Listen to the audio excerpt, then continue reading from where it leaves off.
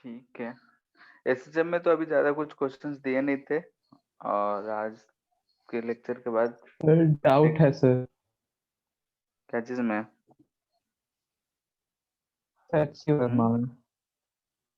SHM का? Taxi Verma में। Yes हाँ, तो सर। किस चैप्टर का? जितना दिए थे सर उसमें 1 to 8 ऑब्जेक्टिव में। 2 का क्वेश्चन 12। ऑब्जेक्टिव 2 का क्वेश्चन 12, क्वेश्चन क्या है? एक मिनट। पेज 252 में है।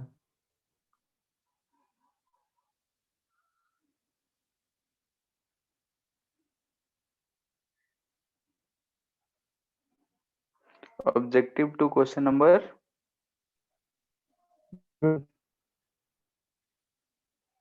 हेलो। Sir 1 to 12। सर आवाज आ रहा है मेरा? हाँ, कट कट का भी आ रहा है, कभी ठीक आ रहा है कभी।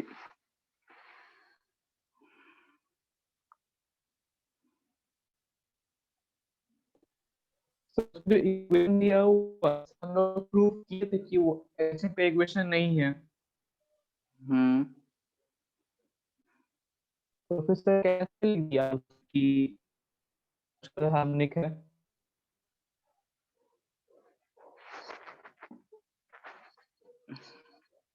क्या हम लोग निकाले थे? dx/dt आया था, ये कितना आ जाएगा? x0 × 2 t।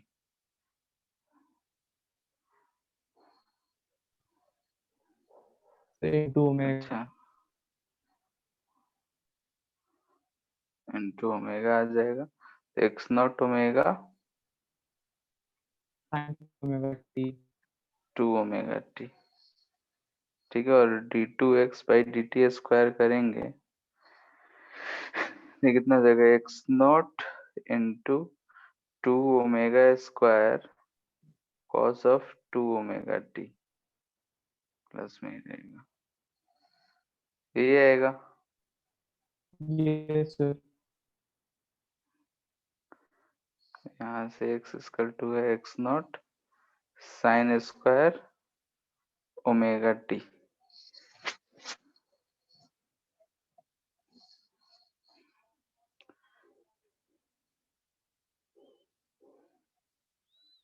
ये फॉर्मेट को तो फॉलो कर नहीं रहा है। एक minute.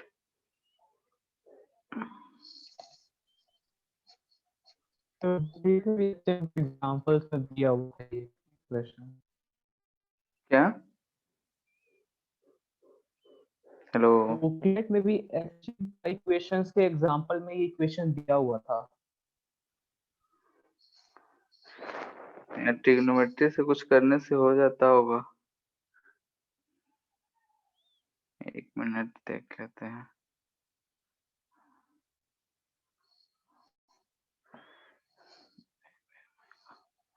cos 2 theta equal to, लिख सकते हैं 1 - 2 sin² थीटा।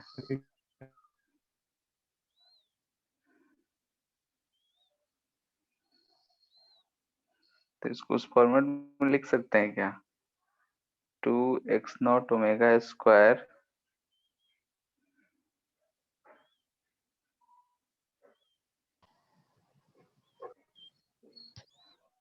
फिर भी तो एक्स्ट्रा टर्म ओमेगा² माइनस,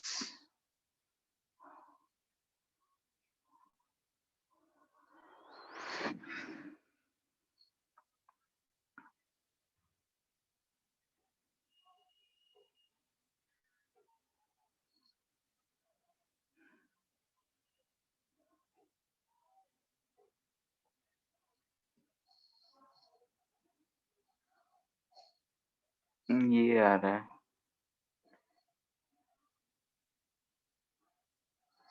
ठीक है, जैसे कि यहाँ पे अगर हम d2x/dt² फाइंड कर रहे हैं, तो इसको चेंज करने के बाद ये आ रहा है।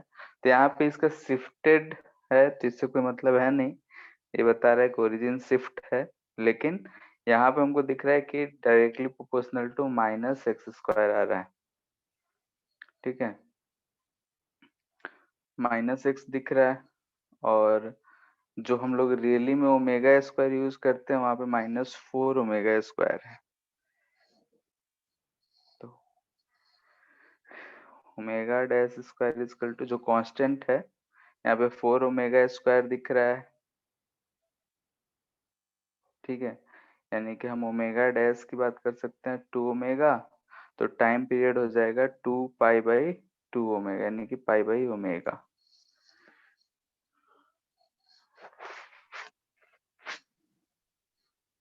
एम्पलीट्यूड ठीक है, एम्पलीट्यूड इसका क्या होगा, जैसे कि यहाँ पे अगर हम देख रहे हैं तो इसका मीन पोजीशन यानी कि एक्सेलरेशन कहाँ पे 0 होगा उस जगह पे हमको मीन पोजीशन मिलेगा, क्योंकि इसमें अगर हम m से मल्टीपल करते हैं तो ये फोर्स हो जाएगा, तो फोर्स जहाँ पे 0 होगा वहां पे हमको मीन पोजीशन मिलेगा। ठीक है, तो उसको सुधार लेना पहले। F इक्वल टू 0 होगा वहां पे मीन पोजीशन, यानी कि हम बोल सकते हैं कि एक्सेलरेशन जहाँ 0 होगा, तो यहाँ से हमको x की वैल्यू मिल जा रहा है कितना, ओमेगा स्क्वायर गया x0/2। ठीक है, और x इक्वल टू 0 पे इतना आ रहा है, और ये तो मेन पोजीशन है, मिनिमम और मैक्सिमम डिस्प्लेसमेंट। एक्सट्रीम का 0 करेंगे। क्या, हेलो, एक्सट्रीम वाले के लिए वेलोसिटी 0 करेंगे। हाँ एक्सट्रीम वैल्यू पॉइंट पे वेलोसिटी 0 हो जाएगा, तो इसको 0 करेंगे, t इक्वल टू 0 पुट कर रहे हैं तो ये 0 वैल्यू आ रहा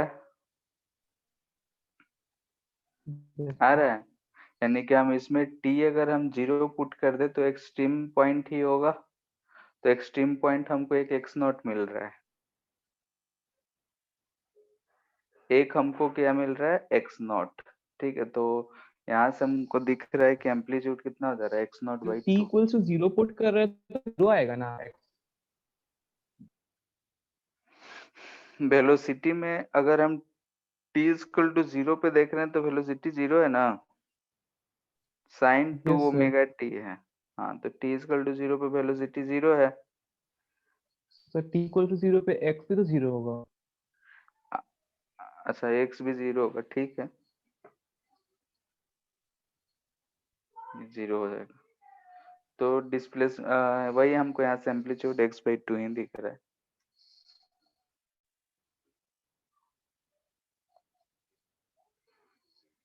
ठीक है, तो ये एम्पलीट्यूड हो जाएगा x0/2 और टाइम पीरियड पाई/ओमेगा। जहाँ पे हम लोग एग्जांपल लिखे थे कि नहीं है वहां पे चेंज कर लेना। ठीक है, अगर इसको हम लोग यस सर। ट्रिग्नोमेट्री लगा रहे हैं तो हो जाएगा। और कोई सर क्वेश्चन 13 एक्सरसाइज का। क्वेश्चन 13? यस सर, इसमें 6.4 kg आ रहा है मेरा आंसर।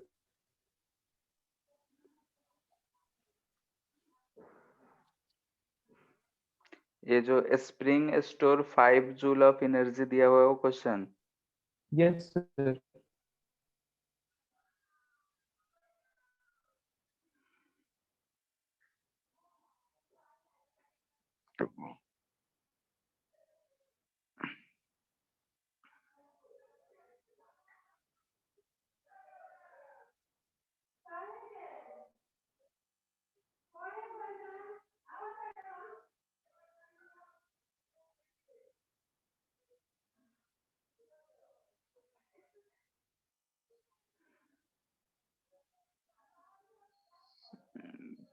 ठीक है, इसमें किए क्या हो? 5 जूल को हाफ के एक्स स्क्वायर से इक्वेट किए हैं। जैसे कि हाफ सर हाफ के x0 M square equal omega two square 5 X joule. Square से। क्या? Yes sir. Sir half M omega square A square को 5 जूल से इक्वेट किए हैं। पहले तो बोल रहा है spring stores 5 joule of energy when stretched 5 25 centimetre, तो अगर हम x नॉट को 25 सेंटीमीटर कर लें तो यहाँ से हमको k का वैल्यू मिल जाएगा। Yes sir. ठीक है, ये स्प्रिंग का k वैल्यू मिलेगा। अब बोल रहा है इट इज, अब उस स्प्रिंग को हम लोअर एंड को फिक्स कर दिए और ऐसा स्प्रिंग को हम लगा दे रहे हैं। बोल रहा है कि एक जो ब्लॉक है यहाँ पे ये अब ऑसिलेट कर रहा है। ठीक है, इसका मान सेम होगा, वही हमको फाइंड करना है। और इसका फ्रीक्वेंसी जो है 5 ऑसिलेशंस इच सेकेंड है, यानी कि 5 है। ठीक है, यानी कि टाइम पीरियड हम बोल सकते हैं 1/5। तो ओमेगा क्या हो जाएगा बोलो? 2 पाई, यानी कि 10 पाई।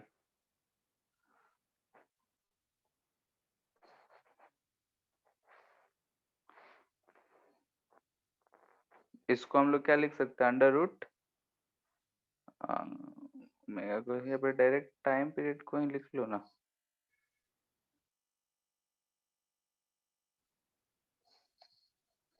लिख सकते हैं, बोलो। Yes sir.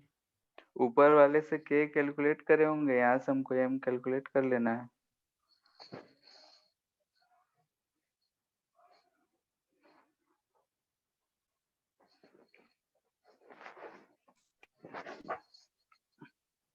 ठीक है सर।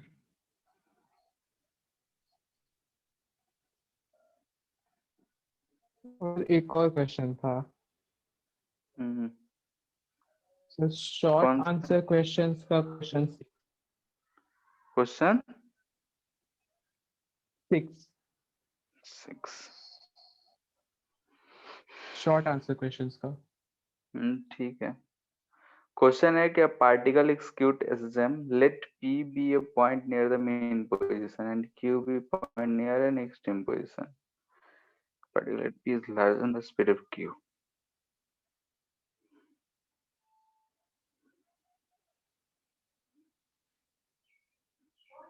हाँ, तो इसमें क्या दिक्कत है?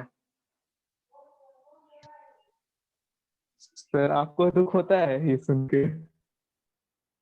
हम्म। नहीं, हमको तो दुख नहीं सर होता है। पूछा ना सर। तुमको दुख क्यों हो रहा है? हाँ, सर हमको तो हो रहा है दुख। क्यों? सर मतलब बोलो।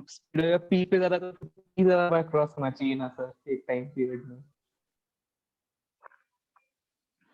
अच्छा,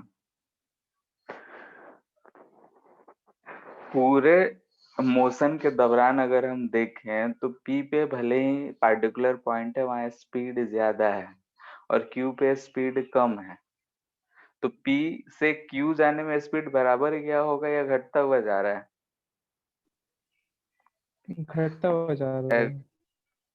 एक्चुअली में पूरा क्या है कि हम बोल रहे हैं कि मेन पोजीशन है, ये हमारा पोजीशन है, ये पॉइंट है कि ये पॉइंट पी दे रखा है और यहाँ पॉइंट क्यू दे रखा है। ठीक है, पार्टिकल ऑसिलेट कर रहा है तो यहाँ से गया होगा, घूम फिर के फिर इधर आया है, ऐसा ही है। तो पूरे एक ऑसिलेशन में पार्टिकल जो है किसी भी एक पॉइंट को कितने बार क्रॉस कर रहा है? 2 बार। मान लेते हैं कि सर अगर वो लेफ्ट एक्सट्रीम से भी जाता, घूम के अगर आ जा रहा है, तो किसी भी पॉइंट को देख रहे हैं कितने बार वो पास कर रहा है? 2 बार। ज्यादा तेजी से पास करे या धीरे धीरे पास करे, हर पॉइंट को क्रॉस करेगा ही। अब ये कुछ पूछ रहा है कि तुम खुश क्यों हो या फिर है अनहैप्पी हो? यहाँ पे स्पीड ज्यादा है, यहाँ स्पीड कम है, तो जहाँ स्पीड ज्यादा है वहां ज्यादा बार क्रॉस करना चाहिए। लेकिन चूंकि पूरा का पूरा मोशन जो है ऑसिलेशन, यानी कि एक राउंड ट्रिप की बात किया जा रहा है। ठीक है, कितना भी स्पीड कितना भी स्लो पास करेगा, किसी भी पॉइंट को एक राउंड ट्रिप में 2 बार करना। ठीक है, तो कैसे भी वो मोशन करे, होना तो वही है। Yes sir. ठीक है, क्योंकि ओवरऑल मोशन की बात करेंगे तो किसी पॉइंट पे स्पीड ज्यादा है, आगे घटते घटते जा रहा है, यानी कि मेन पोजीशन से एक्सट्रीम पोजीशन जाने में टोटल टाइम का T/4 लगता है। आधा दूर जाने में हम लोग देखे थे कि समय कम लगता है और यहाँ से जाने में समय ज्यादा लगता है। फिर वैसे ही आने में भी वही हाल होता है। तो ओवरऑल देखे तो और कोई सर एक नॉन पीरियोडिक ऑसिलेशन का एग्जांपल दीजिए ना। क्या? सर नॉन पीरियोडिक ऑसिलेशन का example. Non harmonic oscillation. Non periodic oscillation. Non periodic, periodic ना हो, ऑसिलेट करे।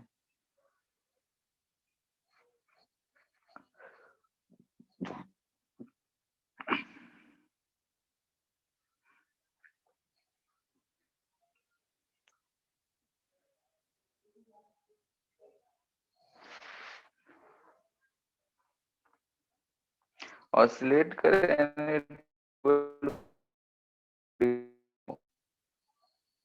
कौन होगा?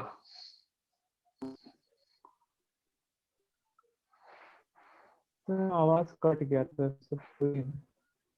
Hello, hello. आ गया। हम्म। आ रहा है। सर थोड़ा देर पहले आवाज कट गया था। बोलिए। ठीक है, पीरियोडिक ऑसिलेशन का तो बहुत सारा है, नॉन पीरियोडिक की बात करें तो कौन सा होगा?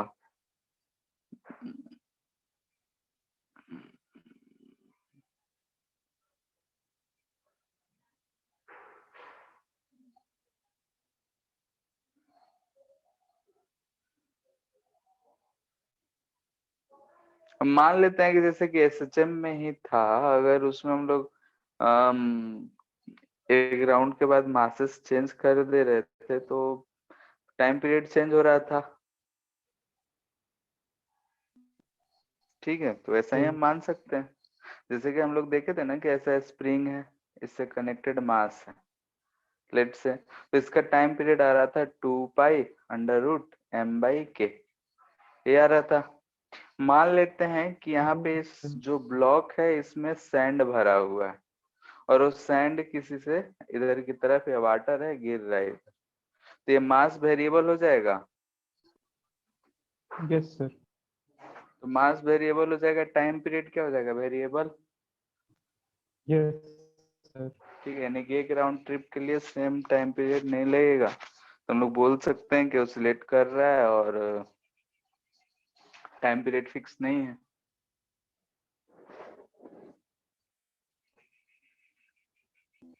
Yes sir.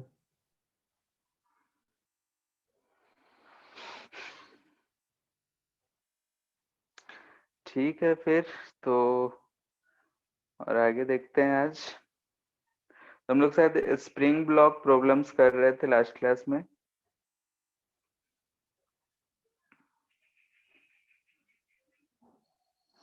ठीक है, तो उसी से आगे करते हैं। तो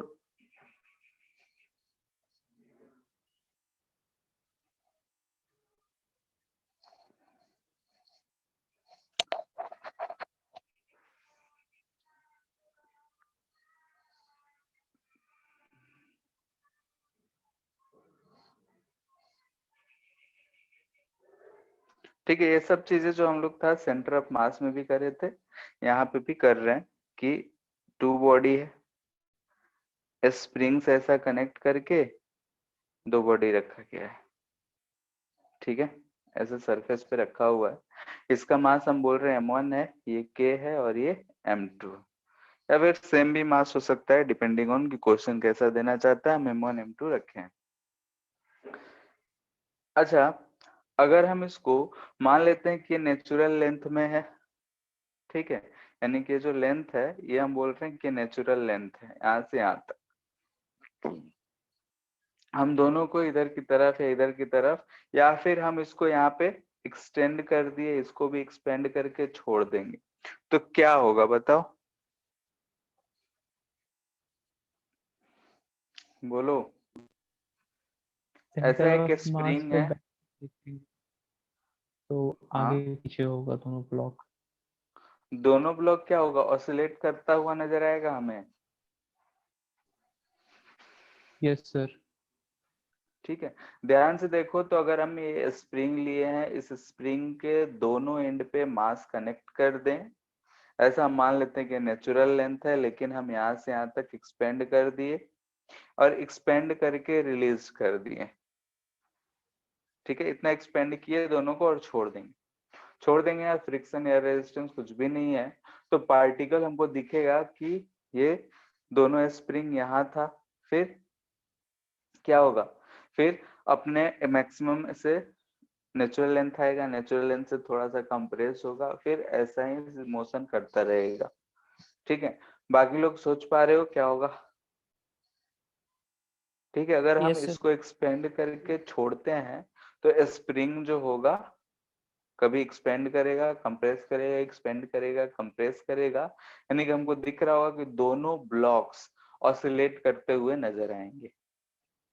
ठीक है, यानी कि दोनों के दोनों ब्लॉक्स जो होंगे कभी दूर जा रहे होंगे, कभी एक दूसरे के करीब आ रहे होंगे, कभी एक दूसरे से दूर जा रहे होंगे, यानी कि दोनों ब्लॉक्स जो होगा ऑसिलेट कर रहे होंगे। तो ऐसे क्वेश्चन को हम लोग सिंपल वे में कैसे कर सकते हैं, बोलो। तो अगर हम यहाँ से ध्यान से देखें तो इसका सेंटर ऑफ मास फाइंड कर लेते हैं। ठीक है, क्या करेंगे, सेंटर ऑफ मास इसका कहाँ होगा, तो ये हमारा ब्लॉक है, ये अगर हम देख रहे हैं कि ये M1 है, ये M2 है, दोनों के बीच का दूरी अगर हम L बोल दें तो इसका सेंटर ऑफ मास का यहाँ पे होगा, ये सेंटर ऑफ मास बोल रहे हैं। यहाँ से दूरी हम बोल रहे हैं इसका L1, यहाँ से दूरी बोल रहे हैं ये L2। ठीक है, यानी कि L1 अगर हम सेंटर ऑफ मास की दूरी फाइंड कर रहे हैं तो फाइंड आराम से कर सकते हैं, क्या होगा M2L by M1 plus M2, या फिर L2 की बात करें तो M1L by M1 plus M2। ठीक है, सेंटर ऑफ मास फाइंड करने सबको आता है, आसानी से हम ये लिख सकते हैं कि L1 L2 के टर्म में सेंटर ऑफ मास जो होगा हमारा यहाँ पे कहीं होगा। अब अगर हम थोड़ा सा दिमाग और दौड़ाए और खुद को सेंटर ऑफ मास पे बैठा दें तो हमें क्या दिखेगा कि सेंटर ऑफ मास तो हमारा फिक्स है, दोनों ब्लॉक ऑसिलेट करते हुए दिखेंगे, यानी कि with respect to centre of mass अगर हम देखेंगे तो हमको क्या दिखेगा, ये हम सेंटर ऑफ मास की बात कर रहे हैं, इधर एक स्प्रिंग ऐसा दिखेगा जो M1 से अटैच था, ये डिस्टेंस L1 हो जाएगा, इधर ये M2 से अटैच था, ये डिस्टेंस L2 है, हम यहाँ सेंटर ऑफ मास पे बैठे हैं। ठीक है, तो सेंटर ऑफ मास तो हमारे लिए रेस्ट हो गया, यानी कि हम समझ सकते हैं कि एक तरफ इधर स्प्रिंग है, एक तरफ इधर स्प्रिंग, और ये दोनों जो हैं इधर ऑसिलेट कर रहे हैं।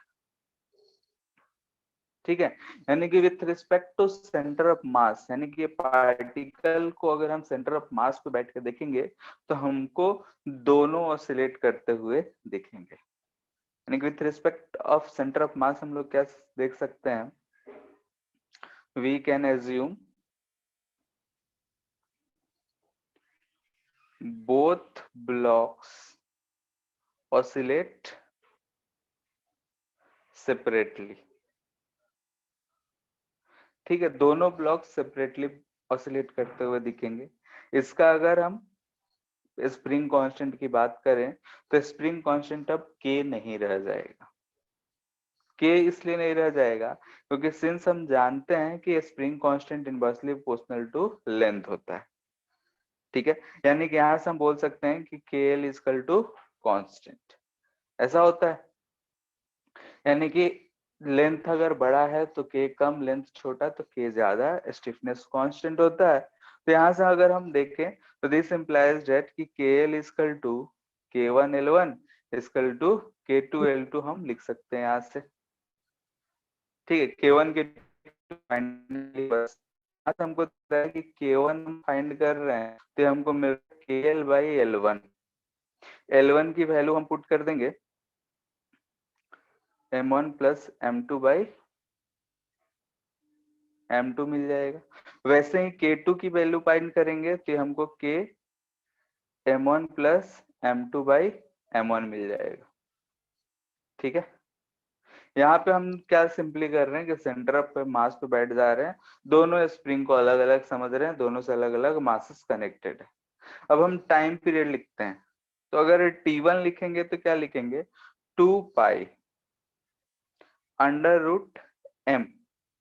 M क्या है यहाँ पे, तो M1 के लिए लिख रहे हैं तो M1/K1। जिसको हम ध्यान से देखें तो इसको हम लिख सकते हैं 2 पाई अंडर रूट K1 की जगह ये वाला वैल्यू हम पुट करेंगे, तो यहाँ पे हमको दिख रहा है M1 M2 divided by K M1 plus M2 दिख रहा है। वैसे ही T2 की अगर हम बात करें तो 2 पाई अंडर रूट M2/K2 लिखेंगे। इसको ध्यान से देखें तो ये भी हमको इतना ही मिलेगा और मिलना भी चाहिए, क्योंकि दोनों ब्लॉक साथ साथ ऑसिलेट कर रहे हैं। हम कहीं से देखें दोनों ब्लॉक सेम टाइम पे मैक्सिमम पोजीशन पे होंगे, सेम टाइम पे मिनिमम दूरी पे होगा, सेम टाइम पे मेन पोजीशन पे होगा। भले ही किसी का एम्पलीट्यूड ज्यादा है, किसी का एम्पलीट्यूड कम हो, अलग बात है, लेकिन अगर हम ध्यान से देखें, ध्यान से अगर हम गौर करें तो टाइम जो लगेगा दोनों का सेम होगा। तो यहाँ से भी हमको दिख रहा है कि दोनों जो है सेम टाइम लगा रहे हैं। इस चीज को हम लोग ऐसे लिख लेते हैं 2 पाई अंडर रूट म्यू/, इसको भी 2 पाई अंडर रूट म्यू/। यहाँ पे म्यू क्या है, इसको हम लोग बोलते हैं रिड्यूस्ड मास। ठीक है, इसको हम लोग M1 M2/M1 प्लस M2 बोलते हैं।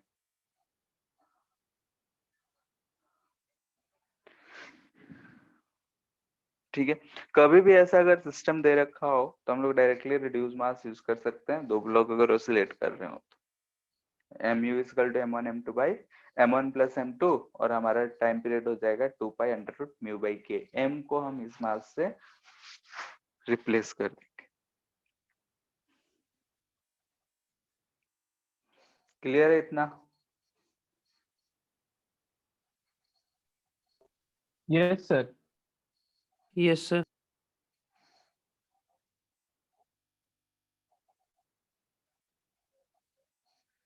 इसका क्या होगा टाइम पीरियड,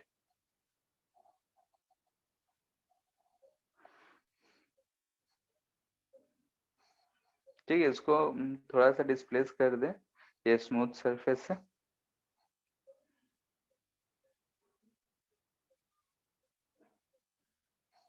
ठीक है, इसका टाइम पीरियड क्या होगा, ऐसे सरफेस पे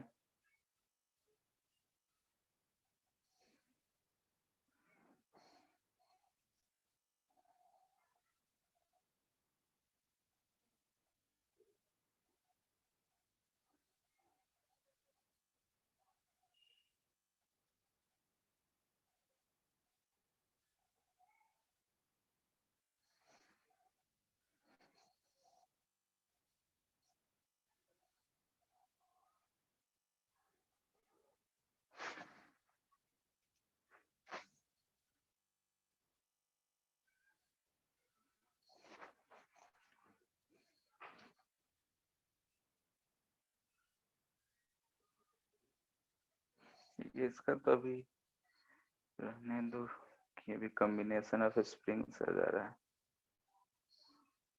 इसका कितना है बताओ,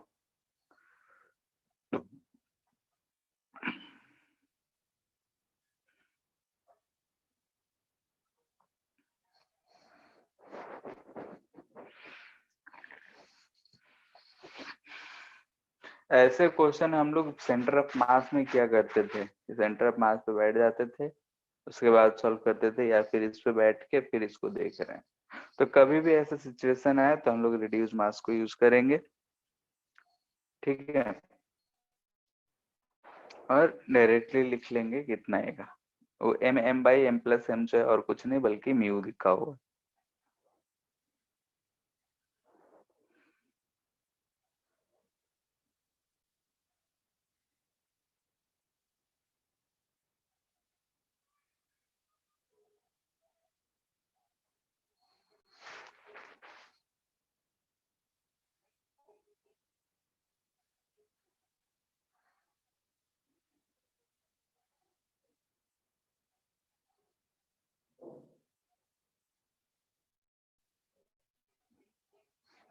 ठीक है, तो ऊपर वाले जो एक क्वेश्चन किए हैं, डिराइव किए हैं, उसी में एक क्वेश्चन है। इसका सॉल्यूशन बताइए नहीं।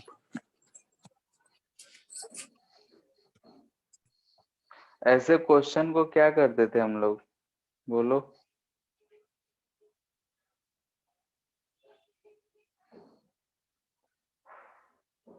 कैसे कर देते हैं सेंटर ऑफ मास में अगर हम मोशन कराते हैं तो? सेंटर ऑफ मास एक जगह रहता है और दोनों बॉडी डिस्प्लेस करते हैं। अगर हम इसी को ऊपर वाले बॉडी को डिस्प्लेस कर दें, यहाँ पे कंप्रेस करके छोड़ेंगे तो क्या होगा, बोलो।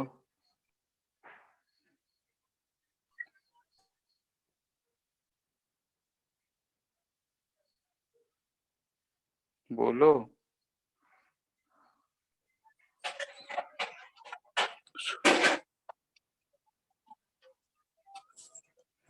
पहले कंप्रेस करेंगे तो सर वो बॉडी नीचे वाला मूव करेगा ना। सिचुएशन ऐसा कुछ होगा कि ये वाला सिचुएशन है, अगर हम इसको यहाँ पे कंप्रेस कर दिए हैं, ठीक है, कंप्रेस कर दिए, ये सरफेस रफ है, तो अगर हम देखेंगे तो ये जो है इधर जाना चाहेगा, तो इस पे इधर फ्रिक्शन लगेगा, इस पे आगे लगेगा, तो ये जो ब्लॉक है पूरा सिस्टम आगे की तरफ मूव करेगा। यस। ठीक है, और जब ये मैक्सिमम पे जाएगा फिर इधर आएगा तो ये पीछे की तरफ मूव करेगा। ठीक है, यस। तो अगर हम यहाँ पे बैठ जाएं, ठीक है, इस पोजीशन पे हम इस पे पोजीशन पे बैठ जाएं, यहाँ से अगर हम बैठ के देखेंगे तो क्या होगा, सर वो सिर्फ ब्लॉक मूव करेगा। ब्लॉक मूव करेगा। ठीक है, और साथ साथ में ये वाला भी मूव कर ही रहा है। ठीक है, ये मूव कर रहा है, तो इसका अगर हम जो डिस्प्लेसमेंट है ऊपर वाले में कंसीडर करेंगे, सॉल्व करेंगे, थोड़ा लंबा जाएगा, तो यही आएगा। ठीक है, तो कभी भी अगर ऐसा सिचुएशन दिया रहे तो डायरेक्टली यूज कर लो, कोई दिक्कत नहीं है। एक बार बैठ के इसको सेंटर ऑफ मास से रिलेट करके, सेंटर ऑफ मास का है, कुछ डेटा नहीं दे रखा है कितने हाइट पे है क्या है, तो इसलिए हम इसमें डायरेक्टली नहीं कर रहे हैं। ठीक है, बाकी जब हम एनर्जी मेथड करेंगे तो उसमें हम बता देंगे इसको। ठीक है, ये भी चीज है, ये नोट कर लेना है, बहुत कम जगहों पे पूछा जाएगा। स्प्रिंग है, स्प्रिंग में अगर मास दे रखा होगा, हमारे 99.9% क्वेश्चंस में स्प्रिंग का मास नहीं होगा, ये मास ऑफ स्प्रिंग है। ठीक है, अगर दे दिया 0.1% चांस है, तो उसमें हम लोग इसका स्प्रिंग का मास ms/3 यानी कि 1/3 टाइम्स ऐड करते हैं। ठीक है, ये इसका टाइम पीरियड आता है, इसको याद रखना है।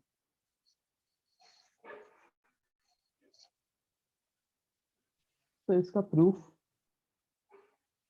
जरूरत नहीं है, क्योंकि हमारे बोल तो रहे 99% क्वेश्चंस में स्प्रिंग का मास है ही नहीं, तो क्यों इसमें फालतू में दिमाग लगाएंगे।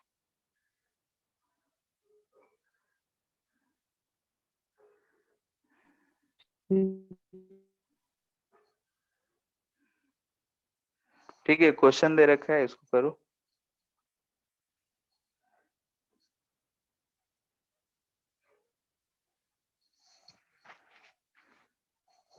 ये m1 है, ये m2 है, इन दोनों का बीच का दूरी l-x0 है। ठीक है, l जो है वो नेचुरल लेंथ है, नेचुरल लेंथ से x0 हम कंप्रेस कर रहे हैं एंड रिलीज कर दे रहे हैं। ठीक है, इस पोजीशन से रिलीज्ड हो रहा है।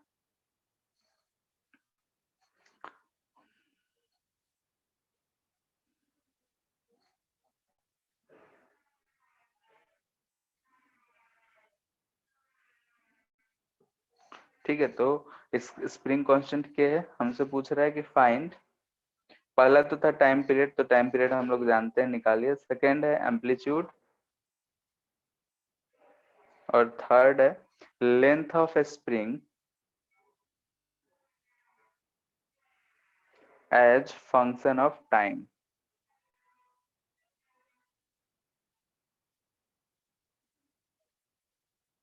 ठीक है, तो अभी अभी टाइम पीरियड हम लोग निकाल लिए हैं, तो ये हम बोल दे रहे हैं कि टाइम पीरियड जो होगा 2 pi under root mu by K होगा। ठीक है, बाकी दोनों सॉल्व करो।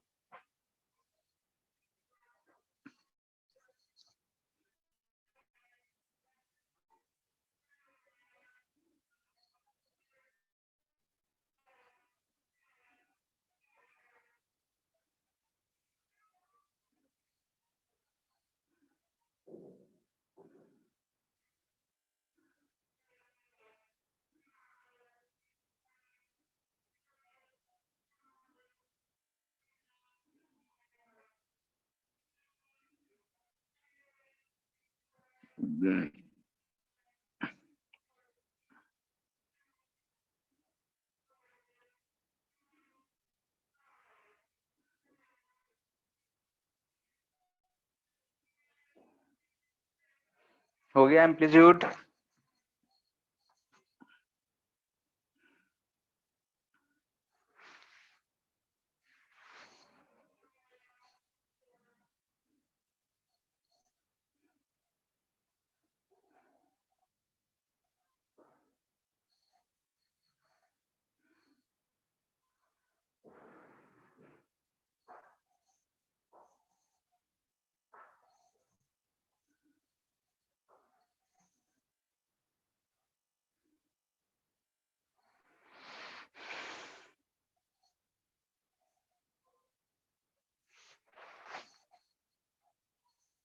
हेलो,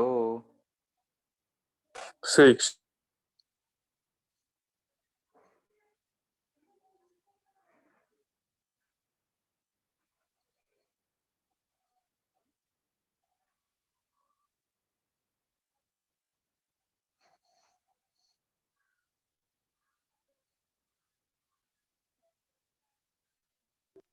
सर दोनों ब्लॉक के लिए एम्पलीट्यूड सेम रहेगा? नहीं, तो तुम लोग को दोनों का सम निकालना है। दोनों का सम,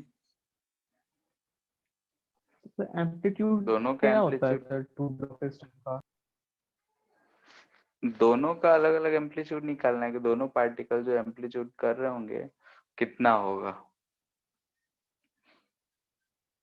सेंटर ऑफ मास, जैसे कि हम फिर से फिगर बना रहे हैं, ये जो सेंटर ऑफ मास है इसका, ये तो फिक्स्ड रहेगा, मान लेते हैं ये सेंटर ऑफ मास। ठीक है, तो ये तो फिक्स है, मान लेते हैं कि ये इसका मेन पोजीशन है, तो इस पोजीशन के अबाउट ये पार्टिकल कभी यहाँ आएगा कभी यहाँ आएगा, तो ये इसका एम्पलीट्यूड होगा। ये मान लेते हैं इसका मेन पोजीशन है, तो पार्टिकल कभी इतना आएगा कभी इधर जाएगा, यानी कि ये इसका एम्पलीट्यूड होगा।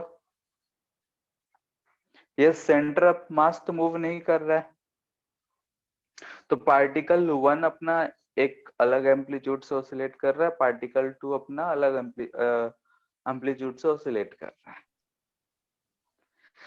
ठीक है, सेंटर ऑफ मास फिक्स्ड है, अगर ये पार्टिकल यहाँ से इस नेचुरल एंड से इधर A1 डिस्प्लेस है, ये A2 डिस्प्लेस है, तो हम यहाँ से लिख सकते हैं M1 A1 equal to M2 A2।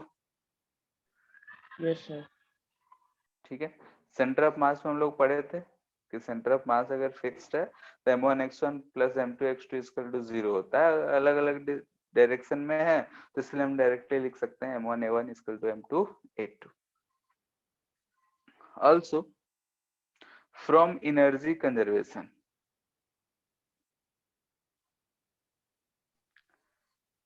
Sir X naught M plus M two है A1। क्या,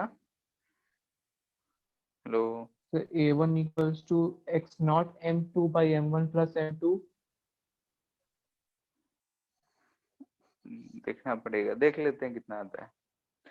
ठीक है, यहाँ से या फिर डायरेक्टली भी हमको दिख रहा है कि ये जो डिस्टेंस दे रखा है यहाँ से यहाँ तक का, ये L माइनस एक्स नॉट है, और हम ये दोनों पोजीशन नेचुरल लेंथ कर रहे हैं, तो ये पोजीशन हमारा L है। तो यहाँ से हमको दिख रहा है, इसको हटाए देते हैं, एनर्जी कंजर्व करा सकते थे, हाँ, कोई फर्क नहीं पड़ता है। यहाँ से हमको L माइनस एक्स नॉट, यहाँ से हमको ध्यान से देखो तो A1 प्लस A2 क्या एक्स नॉट दिख रहा है? Yes sir. ठीक है, ऊपर वाले से अगर A1 का वैल्यू हम पुट कर दे तो M2 A2 by M1 plus A2 equal to X naught, यहाँ से हमको A2 का वैल्यू मिल जाएगा, कितना आ जा रहा है, M1 x not divided by M1 plus M2। वैसे ही A1 की वैल्यू अगर हम फाइंड करेंगे तो M2 x not M1 plus by M1 plus M2, ठीक है, ऐसा हो जाएगा। ठीक है, तो यहाँ पे अगर दोनों का मास सेम होता तो एम्पलीट्यूड भी सेम होता, लेकिन मास डिफरेंट है तो एम्पलीट्यूड डिफरेंट है, एम्पलीट्यूड डिफरेंट है लेकिन टाइम पीरियड हमारा सेम है। ठीक है, टाइम पीरियड सेम है तो हम बोल सकते हैं कि फ्रीक्वेंसी सेम होगा, ओमेगा सेम होगा। एम्पलीट्यूड अलग अलग है तो मीन पोजीशन पे वेलोसिटीज दोनों का डिफरेंट होगा। ठीक है, क्योंकि a इंटू ओमेगा जो होता है वेलोसिटी होता है, तो जो ज्यादा दूरी तय कर रहा है, ज्यादा एम्पलीट्यूड है, उसका वेलोसिटी एट मीन पोजीशन ज्यादा होगा, और जो कम एम्पलीट्यूड मूव कर रहा है उसका जो वेलोसिटी होगा मीन पोजीशन पे वो कम होगा। क्लियर है? यानी कि इसमें जब मूव क्या कहते हैं ऑसिलेट कर रहा है तब वेलोसिटीज डिफरेंट आ रहे हैं, ओमेगा सेम है, टाइम पीरियड सेम ही है, क्योंकि ओमेगा और टाइम पीरियड में रिलेशन 2 पाई बाई ओमेगा होता है। एम्पलीट्यूड डिफरेंट है और वेलोसिटीज डिफरेंट है। क्लियर है? यानी कि एक्सट्रीम पोजीशन पे अगर हम एनर्जीज की बात करते हैं तो एनर्जी भी डिफरेंट होगा, हाफ के1 के2 स्क्वायर जो भी करे, तो एक में एक्सटेंशन ज्यादा है, वेलोसिटी ज्यादा है, मेन पोजीशन पे ही लेते हैं, स्प्रिंग से रिलेशन नहीं होगा, तो वेलोसिटी एक का ज्यादा एक का कम, तो वहां पे अगर मेन पोजीशन पे काइनेटिक एनर्जी हम कंपेयर करेंगे तो जिसका वेलोसिटी ज्यादा होगा एनर्जी हम बोल सकते हैं मास के कंपैरिजन में कंपेयर करके लिख सकते हैं। जैसे कि काइनेटिक एनर्जी लिखेंगे तो लिखेंगे हाफ m1 v1 स्क्वायर, तो v1 स्क्वायर करेंगे तो वहां पे m का डायरेक्टली प्रोपोर्शनल आ रहा है, तो वहां से हम चेक कर सकते हैं m1 और m2 में कि किसका ज्यादा है। ठीक है, तो मास ज्यादा तो काइनेटिक एनर्जी वेलोसिटी भी ज्यादा दिख रहा है, नहीं उल्टा है, यहाँ पे एक बार रिलेट करके देखना पड़ेगा, क्योंकि एम्पलीट्यूड 2 का डायरेक्टली प्रोपोर्शनल टू m1 है, यहाँ पे ये। ठीक है, काइनेटिक एनर्जी के लिए डायरेक्टली मत लिख देना, रिलेशन एक बार सॉल्व करके, चलो कर ही देते हैं। For kinetic energy at mean position, ठीक है, यहाँ पे अगर हम बात करेंगे तो काइनेटिक एनर्जी क्या होता है, half m1 v1 square, v1 जो होगा वो होगा a1 इंटू ओमेगा।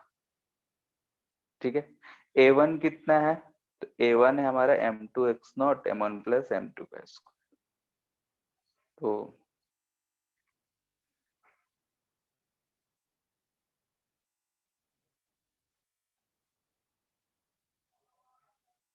ठीक है, हमको लग रहा है काइनेटिक एनर्जी बराबर आएगा।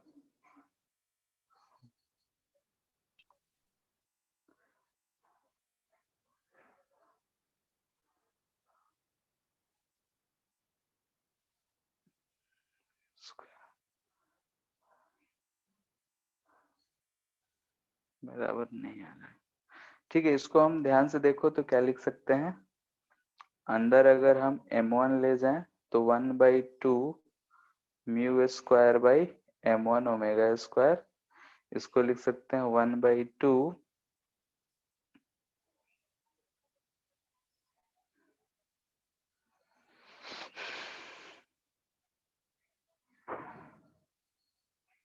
ठीक है। तो यहाँ से सिंपली अगर हम देखें तो नेचुरल लेंथ पे amplitude directly proportional to mass है, जिसका मास ज्यादा उसका एम्पलीट्यूड ज्यादा। अगर हम वेलोसिटीज नहीं, यहाँ पे इनवर्स में ही है,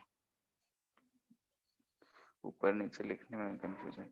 ठीक है, तो यहाँ पे देख सकते हैं कि किसका एम्पलीट्यूड ज्यादा है, किसका वेलोसिटी ज्यादा होगा। यहाँ से अगर हम देखें m2 अगर ज्यादा है तो एम्पलीट्यूड 1 ज्यादा होगा, m1 अगर ज्यादा है तो a2 ज्यादा होगा। ठीक है, जिसका एम्पलीट्यूड ज्यादा ओमेगा सेम है तो हम बोल सकते हैं जो एम्पलीट्यूड ज्यादा हो वेलोसिटी ज्यादा। यहाँ से हमको दिख रहा है कि टाइम पीरियड ओमेगा फिक्स है, म्यू फिक्स है, तो यहाँ पे मास, जिसका मास ज्यादा है उसका काइनेटिक एनर्जी कम है। एट मेन पोजीशन की हम बात की, कम होगा। ठीक है। वैसे रिलेट कभी भी क्वेश्चन है तो एक जगह रिलेट करके देख लेना चाहिए।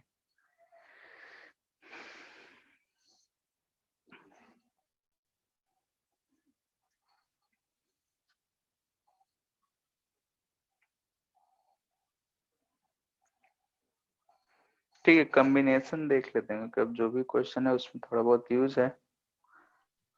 तो इसका थर्ड पार्ट अच्छा,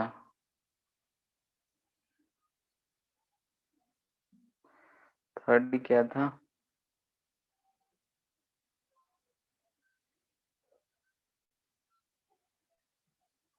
length of spring as a function of time.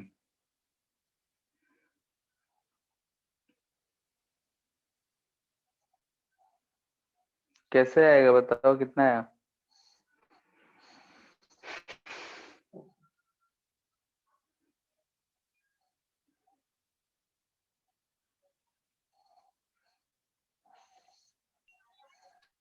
बोलो।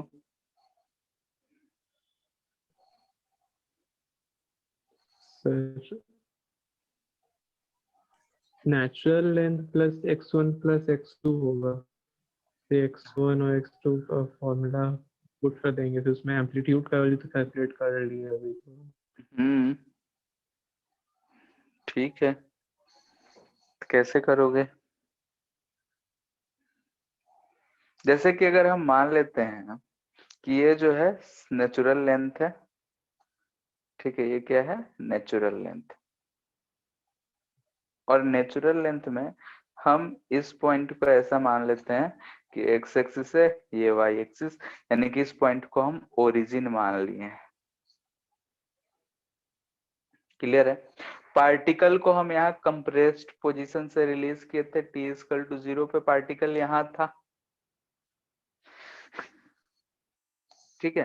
t इक्वल टू 0 पे पार्टिकल जो था इस पोजीशन पे था, यानी कि इस एक्सट्रीम पोजीशन पे था। तो याद करो कि जब हम लोग इक्वेशन लिखा करते थे, पार्टिकल जब यहाँ से शुरू हो रहा है तो इनिशियली π/2 का फेज डिफरेंस है, तो यहाँ से हम इक्वेशन क्या लिखेंगे? x1 का a1 साइन ओमेगा तो सेम है t प्लस π/2 लिखेंगे। तो इसको हम लिख सकते हैं a1 cos of omega t। Sir clear है? लेकिन इसको तो कंप्रेस किया गया है ना।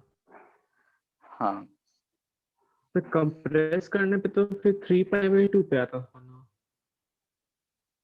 हम इसको पार्टिकल को देख रहे हैं ऐसा, ये लेफ्ट, ठीक है, नेचुरल लेंथ था, ऐसा मूव कर रहा है, ठीक है। तो t इक्वल टू 0 पे पार्टिकल कहाँ है? बोलो। मेन पोजीशन से देखेंगे तो मेन पोजीशन से पार्टिकल इधर राइट साइड में है, यस सर। वहां हम लोग स्प्रिंग ऐसा लिया करते थे, इधर कंप्रेस किए थे, उससे ज्यादा कुछ फर्क नहीं यस पड़ता, सर। ठीक है। तो यहाँ पे अगर a1 sine omega T plus π/2 लिखते हैं तो उसको a1 cos ओमेगा टी लिख सकते हैं। अब Yes. इसका बताओ कि इसका इक्वेशन कैसे लिखोगे इस ओरिजिन के रिस्पेक्ट में। x2 को क्या लिखोगे? So इधर तो हम A2 sin omega t plus 3 pi by 2. a2 sin omega t plus, बोलो, 3 pi by 2. इंडिविजुअल करे तो 3 पाई बाई 2 लिखो या पाई बाई 2 भी लिख सकते हैं। उसका भी अगर ध्यान से देखो तो same position t equal to 0 पे एक्सट्रीम पोजीशन है। 3 पाई बाई 2 भी करोगे तो भी सेम ही आएगा। ठीक है, इतना लिख सकते हैं। तो इसको हम लिख सकते हैं a2 cos of omega t। Clear है? लेकिन यहाँ पे इसका जो मीन पोजीशन है, ये इसका मीन पोजीशन है, ये जो है यहाँ से कितना शिफ्ट है, एल है। तो यहाँ पे हमको x माइनस एल रखना पड़ेगा। चलो इसको हम 3 पाई बाई 2 ही लिखते हैं, तो ओरिजिन के रिस्पेक्ट में ही आ जाएगा। तो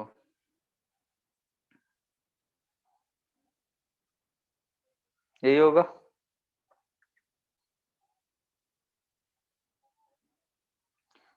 बोलो, इसका मीन पोजीशन जो है यहाँ एल राइट साइड शिफ्ट है, तो यहाँ x2 माइनस एल लिखेंगे अगर x2 लिखना है तो। x2 Yes, हमको sir. कितना मिल जा रहा है, L minus a2 cos of omega T. ठीक है, तो अगर हम मान लेते हैं दोनों जो है पार्टिकल है, ये मीन पोजीशन है, ये अगर कंप्रेस्ड होगा तो यहाँ से ये x1 होगा, ये इधर आया यानी कि ये x2 होगा। क्लियर है? तो उस समय लेंथ को हम क्या लिखेंगे?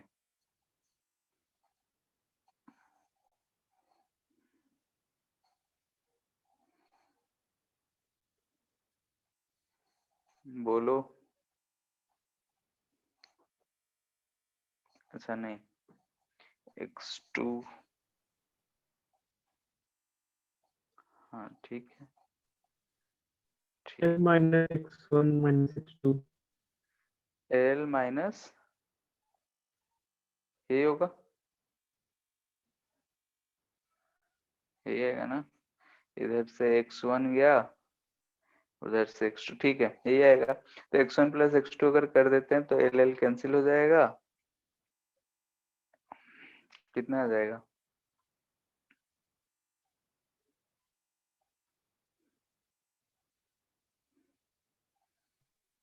So A2 minus A1. a2 minus a1। ठीक है, ठीक है, ऐसा कुछ हो जाएगा। और a2 a1 हम लोग ऊपर फाइंड कर रखे हैं। नेक्स्ट है कॉम्बिनेशन ऑफ सर थोड़ा स्प्रिंग्स। ऊपर कीजिए ना सर। यहाँ और पे ऊपर, हाँ, तो यहाँ पे इनिशियल फेज 3 पाई बाई 2 कैसे है? जैसे कि सेकेंड पार्टिकल को देखेंगे तो सेकेंड पार्टिकल जो है ये उसका मेन पोजीशन है, यहाँ पे है। Yes sir. ठीक है, तो हम बोले थे कि फेज जो भी होगा इस पोजीशन से हम लोग ऐसा फेज डिफरेंस निकालते हैं। तो ये कितना आ रहा है बोलो? 90 90 270 आ रहा है।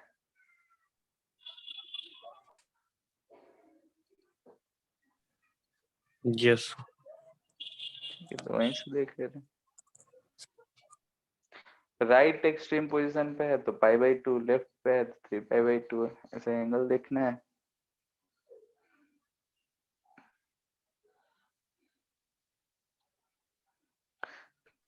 तो ये तो था ना LNM में। कर लियो बाकी लोग? हम सर इसका टाइम हमारा पीरियड तो अलग सर, कॉम्बिनेशन ये बता दिया लेकिन कॉम्बिनेशन में के इक्विवेलेंट की ही हम सिर्फ बात करेंगे यहाँ पे, और उसके बाद जो क्वेश्चन आएगा उससे रिलेटेड होगा। के सर फिर इक्विवेलेंट फाइंड करने आता है। Yes sir.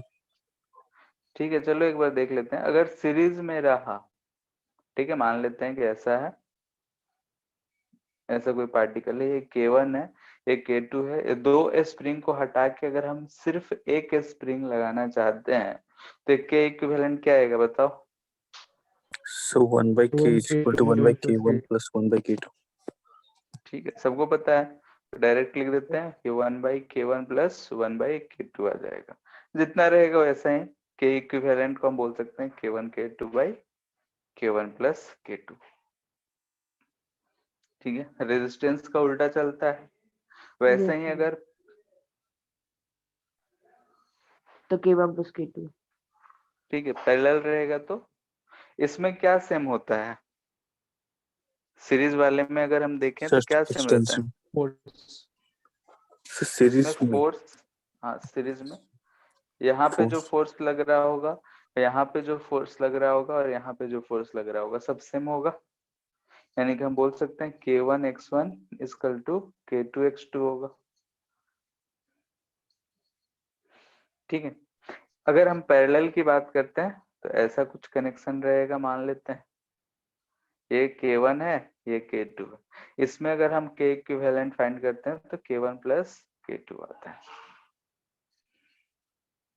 इसमें अगर देखोगे ध्यान से तो फोर्स दोनों पे डिफरेंट लग रहा होगा, F1 यहाँ पे F2, लेकिन एक्सटेंशन जो होगा दोनों में सेम होगा। कंप्रेशन या एक्सटेंशन की बात करेंगे वो मिलेगा।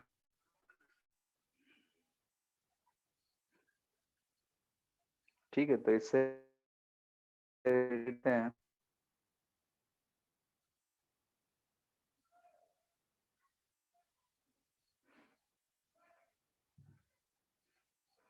ऐसा दे रखा है,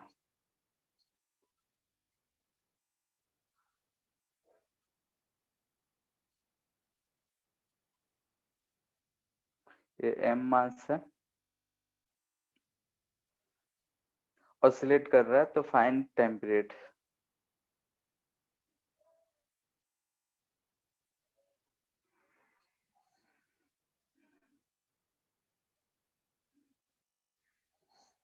तो इजी के लिए के ही कर देते हैं, ठीक है, कैलकुलेशन आसान रहेगा।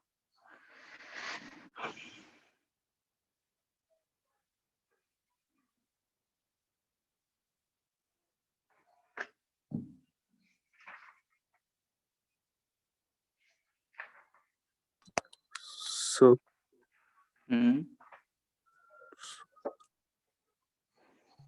2/√3m/2k।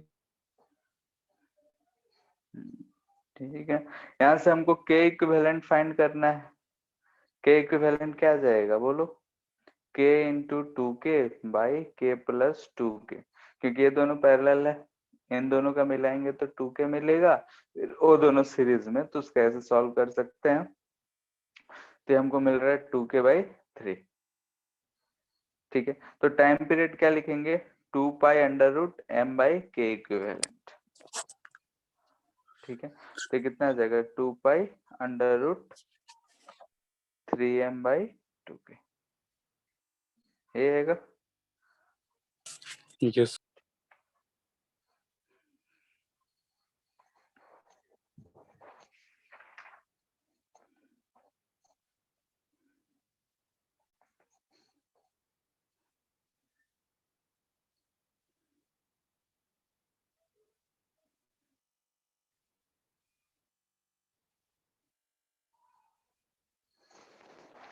ठीक है, दो आइडेंटिकल बॉडीज है ए एंड बी।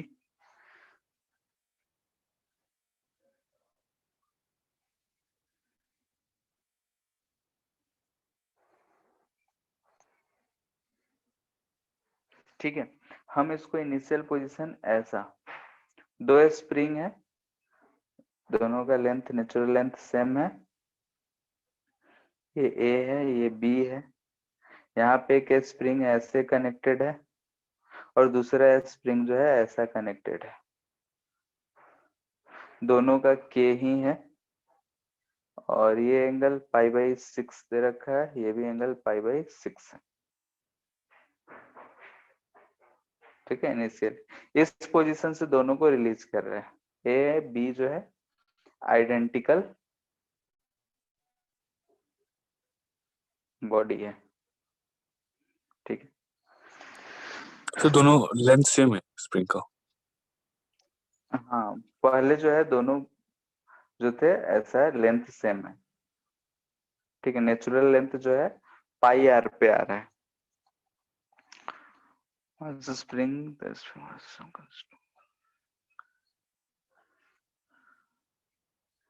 ठीक है। और ये जो है हॉरिजेंटल प्लेन में है, यानी कि ग्रेविटी हॉरिजॉन्टल प्लेन में है, ठीक है। वर्टिकल प्लेन नहीं मानना है।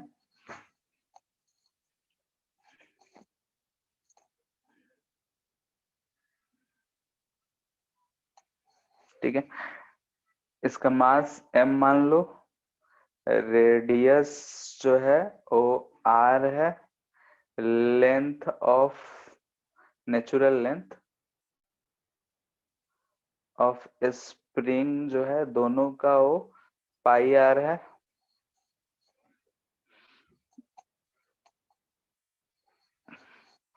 स्प्रिंग का कांस्टेंट के सेल पाई बाई 2 पी क्यू, ठीक है। हमसे वही पूछ रहा है, find the time period.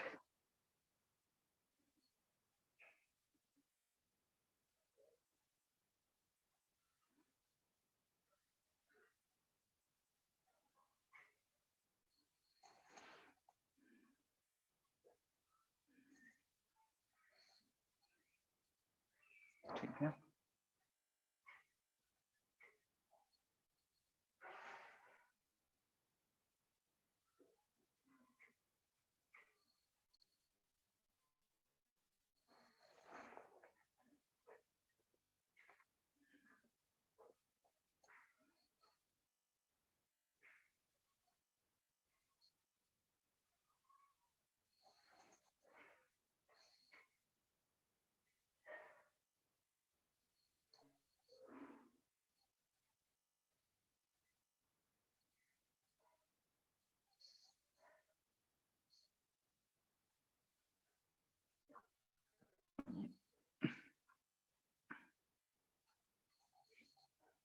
Question clear है? Yes sir. Sir hmm, sir 2 pi by m/2 के अंडर रूट, सॉरी।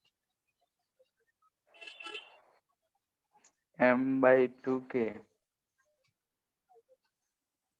यस। नहीं,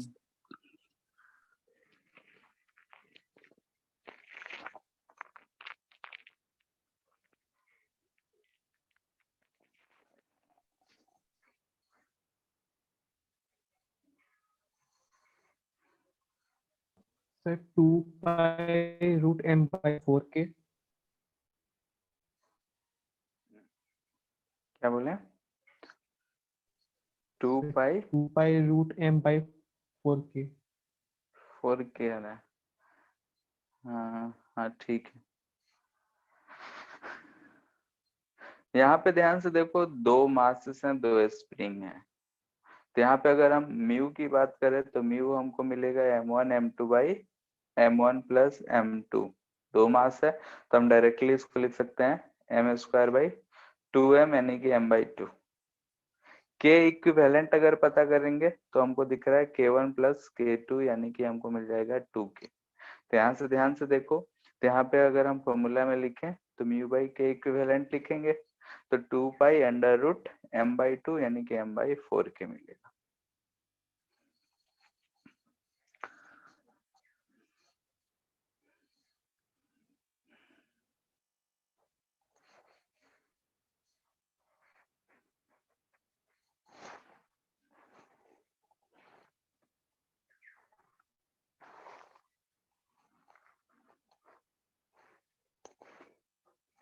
total energy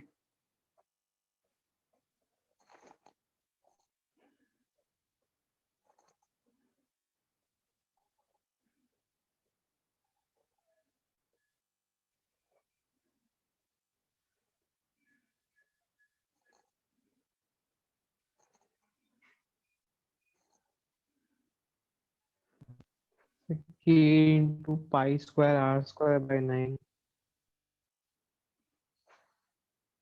second, total energy की बात करें तो हम इनिशियली देख रहे हैं वेलोसिटी तो 0 है, तो उसको half k1 y1 square plus half k2 x2 square, x लिखते हैं, x लिखते हैं, लिख सकते हैं। x1 x2 जो है स्प्रिंग का कंप्रेशन एंड इलोंगेशन है। x1 स्प्रिंग का कंप्रेशन और x2 बोल रहे हैं सेकेंड वाले स्प्रिंग का इलोंगेशन। ठीक है, ध्यान से दिख रहा है कि हमारा जो स्प्रिंग है उसका लेंथ ये नेचुरल था, लेकिन अब एक स्प्रिंग इतना लेंथ का रह गया है, ठीक है, और दूसरा स्प्रिंग इतना बढ़ गया। यानी ध्यान से दिख रहा है कि यहाँ से यहाँ तक का अगर हम बोले कि ये जो लेंथ है एल है, तो ये भी लेंथ एल ही होगा, और यहाँ से हमको दिख रहा है कि x1 जो होगा वो 2l होगा और x2 भी जो होगा वो भी 2l ही होगा। ध्यान से दिख रहा है, बोलो। Yes, sir. ठीक है, तो यहाँ से x1 x2 k1 k2 same है, तो टोटल एनर्जी हम बोल सकते हैं कि हाफ के एक्स स्क्वायर, जिसको हम बोल सकते हैं हाफ के x1 square plus x2 square. दोनों सेम है तो हाफ हाफ कैंसिल हो जाएगा, directly k into x square यानी कि 12 का स्क्वायर लिख सकते हैं। l कितना होगा यहाँ पे, l को अगर ध्यान से देखें तो r इंटू पाई बाई 6 होगा, इसको हम लिख सकते हैं 4k l equal to r pi by 6 का स्क्वायर। ठीक है, यानी कि हम बोल सकते हैं pi square r square k by 9।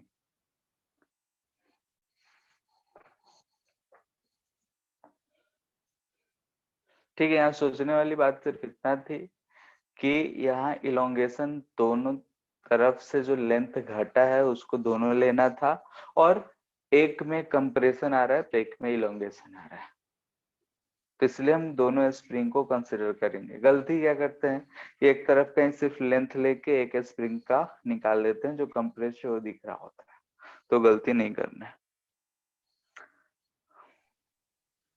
Last third हो गया, So pi r by 3 into am. ठीक है। एनर्जी क्या रहेगा, कंजर्व इनिशियल एनर्जी जो है इतना है, फाइनल एनर्जी दोनों के पास सेम वेलोसिटी है, दोनों स्प्रिंग नेचुरल लेंथ में होंगे, तो आराम से हम लोग लिख सकते हैं। एक मिनट, लो, हाँ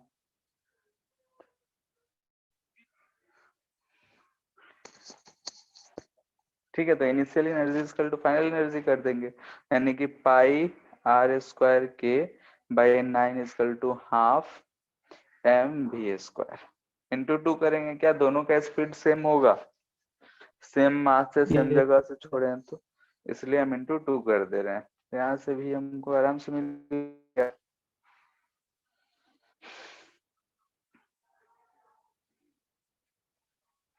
इतना ही आ रहा है। Yes, sir. ठीक है, एक चीज और कि अगर हम लोग एनर्जी को कांस्टेंट कर रहे हैं, ठीक है, सिंस एनर्जी जो है ये क्या रह रहा है, कांस्टेंट, ठीक है। एनर्जी यानी कि टोटल एनर्जी की बात कर रहे हैं। टोटल एनर्जी क्या होता है, तो हम लोग टोटल एनर्जी फाइंड किए थे कि एक kinetic energy plus potential energy है। दिस इंप्लाइज दैट, हाँ, प्लस हाफ के एक्स स्क्वायर, यानी कि एक्स अगर उसका डिस्प्लेसमेंट है एसएचएम का, तो ये हमको कांस्टेंट मिल रहा है, यही था। इसको अगर हम डिफरेंशिएट करके देखते हैं क्या मिलता है, डिफरेंशिएट किए तो हमको क्या मिलेगा,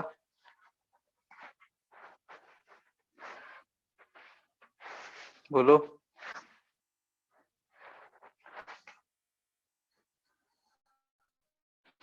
हाँ, So ma equals to minus kx. Time के रिस्पेक्ट में ही प्लस हाफ के 2x dx by dt 0 यही मिलेगा।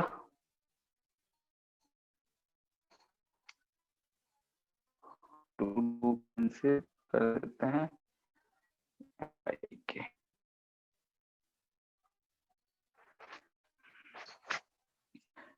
यहाँ से ध्यान से देखो, यहाँ से हम ऐसा लिख सकते क्या, v dv by dx equal to minus k by mx लिख सकते हैं, बोलो।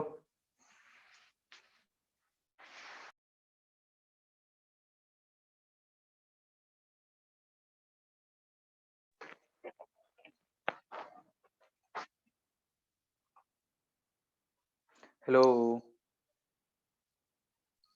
यस सो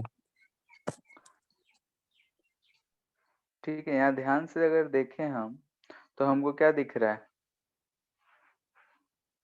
ऐसा हम लिख सकते हैं v dv by dx equal to minus k by mx।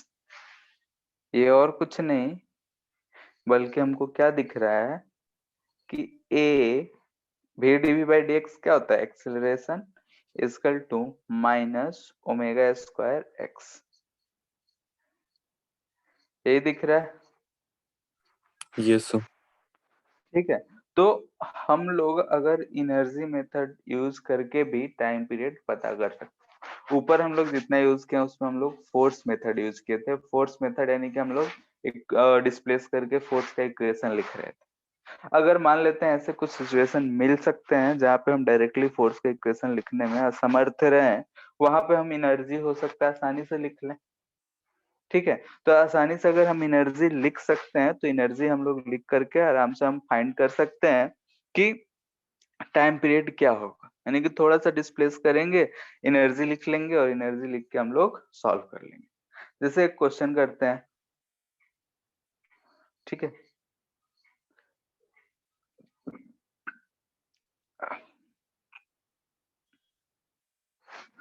ऐसा स्प्रिंग कनेक्टेड है, इधर स्ट्रिंग है, यहाँ से एक मास m है। ठीक है, इसको अगर हम खींच के छोड़ेंगे तो ये टोटल सिस्टम जो है, ये मास जो है ऊपर नीचे ऑसिलेट करेगा।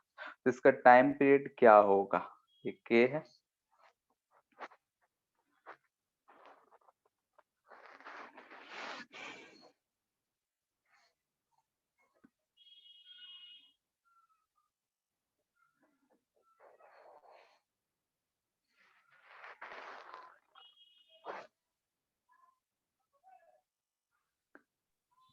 सो हम्म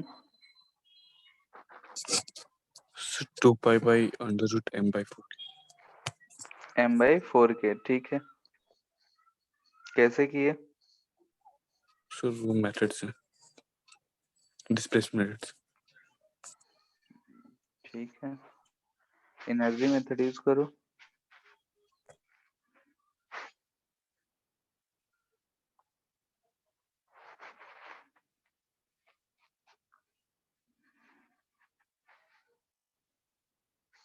यहाँ पे अगर ध्यान दो, एट इक्विलिब्रियम की बात कर रहे हैं तो इधर क्या लग रहा होगा, mg ऊपर टेंशन। ठीक है, यानी कि T इजकल टू mg होगा। यहाँ पे अगर हम T डैश बोले तो ये एक ही स्ट्रिंग होगा, तो इसमें भी T डैश है।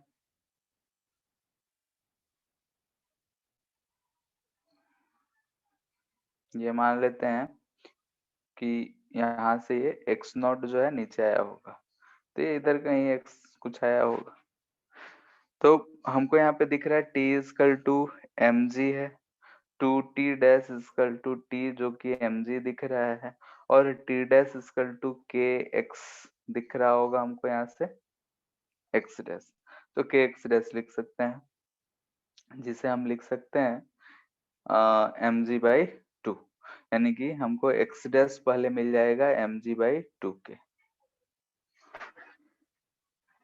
ठीक है, ये पहले का जो भी एक्सटेंशन था स्प्रिंग का वो है। अगर हम बाद में इसको x मान लेते हैं कि इसको यहाँ से x डिस्प्लेस करें तो हमारा स्प्रिंग कितना इलोंगेट होगा, बता सकते हो? 2x 2x। ठीक है, तो इक्वेशन क्या लिखोगे?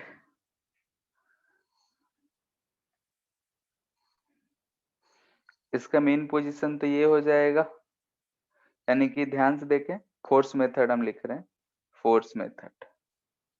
ठीक है, फोर्स मेथड में हम लिखेंगे, ब्लॉक पे इक्वेशन लिखेंगे तो ध्यान से देखो, T माइनस एम जी। ऊपर की तरफ T लग रहा होगा जब हम x डिस्प्लेस कर दिए होंगे, तो ये जो होगा इसका मास इनटू एक्सेलरेशन के बराबर होगा। अगर हम ऊपर पुली की देखें तो 2t डैश, ठीक है, माइनस नीचे की तरफ mg लग रहा होगा, ठीक है, और उसका तो है नहीं तो उसमें क्या, ठीक है, 2t dash equal to mg और that is equal to k, पहले से उसका था x डैश, अभी हमको दिख रहा है 2x, ये मिला था। सो आप ये अगर हम एक्सिस को डिस्प्लेस किए हैं तो स्प्रिंग के डिस्प्लेसमेंट क्या होगा, 2x तो इसलिए ये लिख दिया डायरेक्टली। तो यहाँ से अगर हम देखें और ये 2t डैश, अच्छा यहाँ पे ये t होगा, सॉरी, ठीक है, पुली का अगर हम बनाएंगे तो ऊपर t डैश, इधर t डैश और नीचे t होगा, ये इसके बराबर है। तो t को हम यहाँ पे ये पुट कर सकते हैं,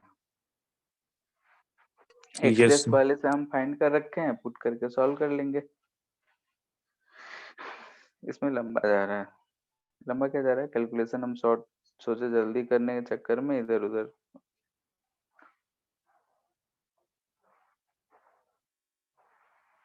mg वहां बाई पे 2 के 2 पुट होगा करके, ना, कहाँ पे? सो 2k into x dash plus 2x। अच्छा यहाँ पे, यस ठीक है, तो इसको ऊपर पुट कर लो, तो 2k x डैश है mg बाई 2k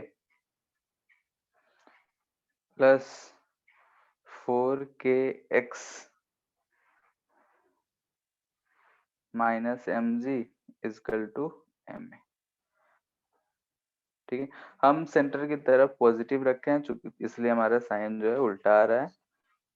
तो यहाँ से हमको दिख रहा है 4kx इजकल टू ma, यहाँ से हमको दिख रहा है कि a equal to 4k by mx। ठीक है, यहाँ पे साइन पॉजिटिव इसलिए आ रहा है मेरा क्योंकि हम जो है सेंटर की तरफ पॉजिटिव ले लिए, टी को पॉजिटिव ले लिए चूंकि माइनस में रखना था। ठीक है, तो साइन का लोचा इसलिए आया है। तो यहाँ से हम टाइम पीरियड लिख सकते हैं 2 pi under root m by 4k। ठीक है,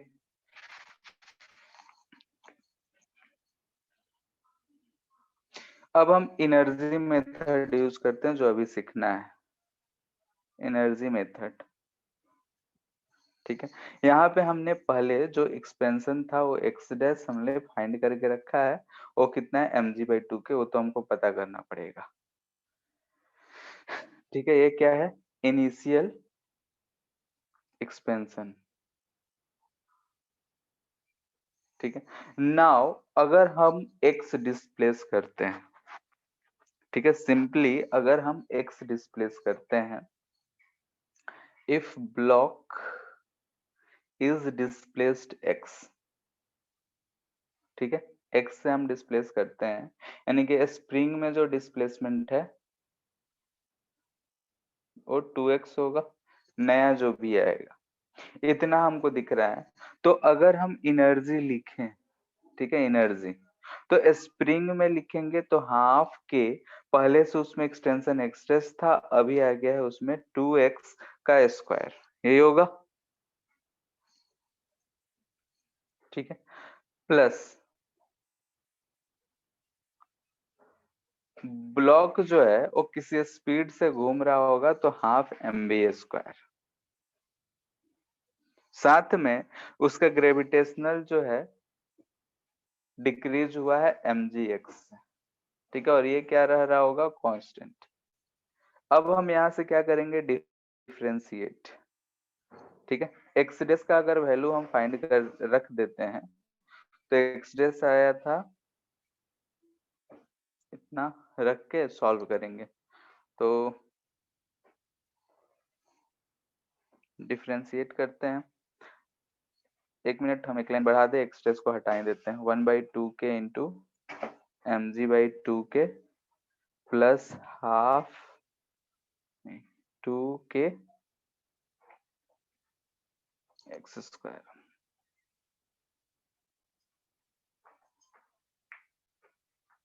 ठीक है, यही चीज आ रहा है। k से k गया, mg/4 है, इतना है, ठीक है।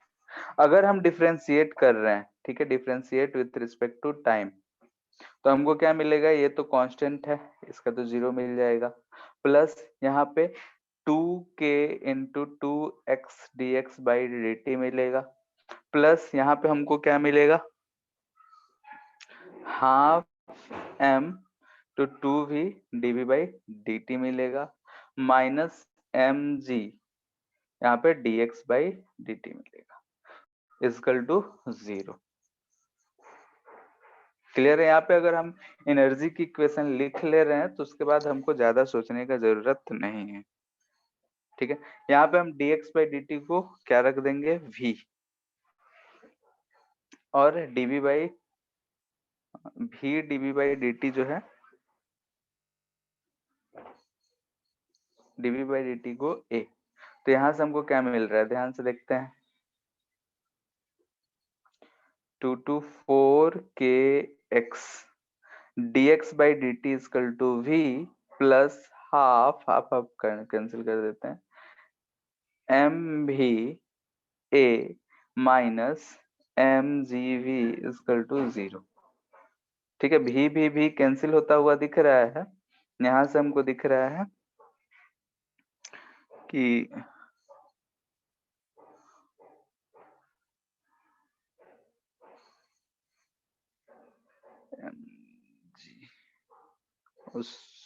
सॉरी, ठीक है, कैलकुलेशन थोड़ा सा गड़बड़ हो गया है। क्या गड़बड़ हुआ हम बता रहे हैं कि यहाँ पे ये स्क्वायर है, हम डायरेक्टली लिख दिए हैं, ठीक है। तो एक टर्म यहाँ पे और आएगा, ये तो स्क्वायर रहेगा, ठीक है, कांस्टेंट है, कोई घाटा नहीं किया, लेकिन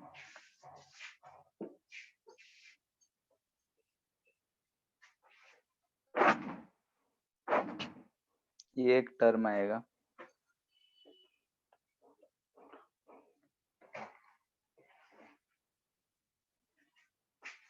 ठीक है, ये आ रहा है, ठीक है, तो ये कैंसिल हो जाएगा।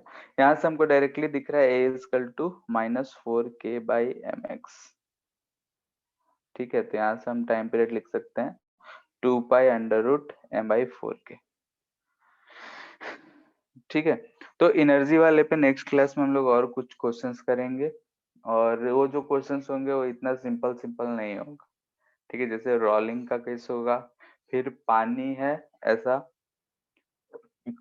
ट्यूब में पानी रखा हुआ है, इसको हम प्रेस कर दिए, छोड़ दिए, तो ये पानी भी ऑसिलेट करेगा। हो सकता है कैसे सरफेस है, इसके ऊपर एक ब्लॉक रखे हैं, इसको हम प्रेस करके छोड़ देंगे, तो भी ऐसे चम कर रहा होगा। तो उस तरीके का कुछ क्वेश्चंस देखेंगे हम लोग, ठीक है। तो नेक्स्ट क्लास में हम लोग वही एनर्जी के बेसिस पे ही टाइम पीरियड फाइंड करना सीखेंगे, और अगर वो हो जाता है तो उसके बाद फिर एंगुलर रेसिस्टम शुरू होगा। एंगुलर रेसिस्टम में बस इंट्रोडक्शन ही है कि क्या है, simple pendulum, compound pendulum, torsional pendulum, ये सब क्या है, वो सब चीजें होंगी। फिर लास्ट में छोटा सा बच जाएगा हमारा force oscillation and damped oscillation, ठीक है। यस ठीक है, फिर आज के लिए इतना ही।